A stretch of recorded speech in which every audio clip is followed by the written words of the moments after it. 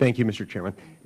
President Obama's recess appointments on January 4th, 2012 to the National Labor Relations Board and to the Consumer Financial Protection Bureau are different in kind than previous recess appointments that have been made by presidents from both political parties, including the 179 recess appointments referred to by my distinguished colleague, the senior senator from California.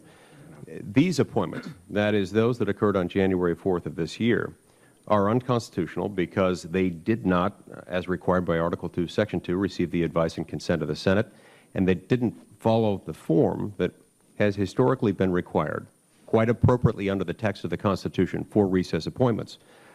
Now, President Obama, of course, insists that these appointments were justified under the Recess Appointments Clause. That clause provides that the President may, quote, fill up all vacancies that may happen during the recess of the Senate, close quote. That clause simply doesn't apply where, as here, the Senate was not in recess at the time the appointments were made.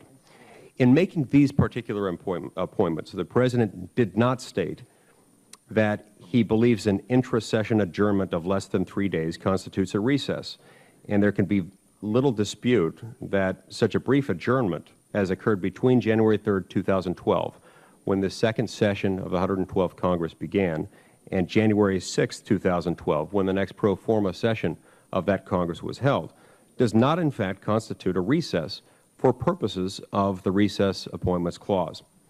Now, the Department of Justice has consistently maintained that an intra-session adjournment must be longer than 3 days to constitute such a recess, the kind of recess that can trigger the recess appointment power.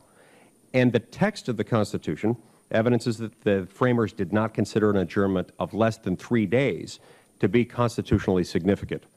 Indeed, Article 1, Section 5 provides that, quote, neither House during the session of Congress shall, without the consent of the other, adjourn for more than 3 days, close quote. At the time of these appointments, these appointments were made, the Senate had not received consent from the House of Representatives to adjourn for more than 3 days, and that's constitutionally significant here. If an intra-session adjournment of less than 3 days were to be considered constitutionally sufficient for the President to exercise this recess appointment power, it's unclear what, if anything, might prevent the President from routinely bypassing the Constitution's advice and consent requirement and appointing nominees during weekend adjournments. The Department of Justice Office of Legal Counsel asserts that the President may unilaterally conclude that the Senate's brief pro forma sessions do not constitute sessions of the Senate for purposes of the recess appointment power. But this assertion is deeply flawed. It's really for the Senate and not for the President of the United States to determine when the Senate is in session. We are, after all, a coordinate branch of government. And the Constitution expressly grants the Senate the power to determine the rules of its own proceedings, not to the President. Granting the President the unilateral power to override the Senate's determination as to when it's in session or when it's in recess would undermine the constitutional prerogative, and it would violate the Constitution's fundamental principles of separation of powers. The OLC memorandum asserts that the touchstone for determining when the Senate is in session is, quote, its practical effect, viz. Whether or not the Senate is capable of exercising its constitutional function of advising and consenting to executive nominations, close quote. Now, this analysis contradicts both the text and the original understanding of the Recess Appointments Clause. The purpose of that clause was to avoid obliging the Senate, in the words of Alexander Hamilton from Federalist Number 67, to be continually in session for the appointment of officers. Nothing in either the Constitution's text or in the debates surrounding the Recess Appointments Clause in any way suggests that the President should have unilateral power to appoint officers and judges at times when the Senate is regularly meeting, even if that body is not conducting substantial business. In addition, the OLC memorandum's functionalist argument fails on its own terms. During the Senate's pro forma sessions, including its session on January 6, 2012, the Senate was manifestly capable of exercising its constitutional function of advice and consent. Notably, at one such pro forma session just in the last few weeks, on December 23, 2011, the Senate passed a significant piece of legislation demonstrating that it is capable of conducting business at such sessions, and in that instance, it did. Regardless of how much business the Senate conducts during pro forma sessions, or how much business it indicates in statements that it intends in advance to conduct at such sessions, the Senate has been and continues to be capable of conducting business at such sessions, including advising and consenting to nominations should it decide to do so.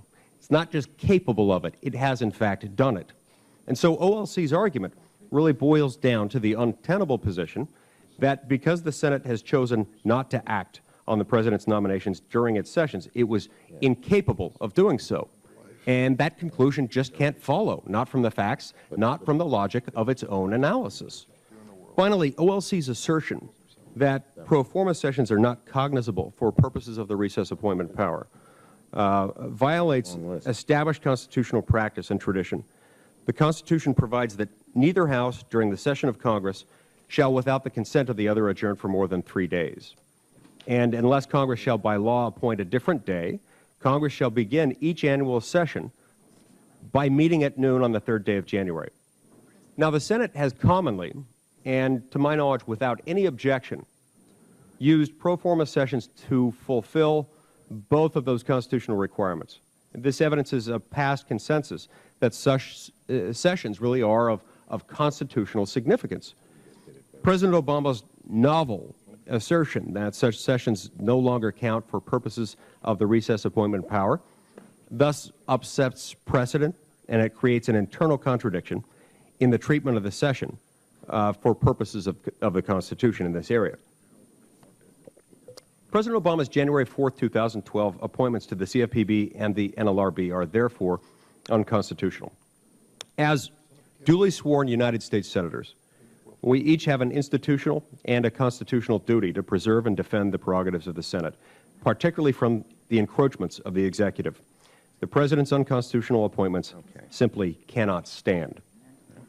Throughout my time on this committee, I've made it a point to work collaboratively with members across the aisle. I've also gone out of my way to cooperate with the current administration to ensure that the overwhelming majority of the President's nominees are considered and receive a vote. And I have voted for dozens of nominees with whom I fundamentally disagree on various issues.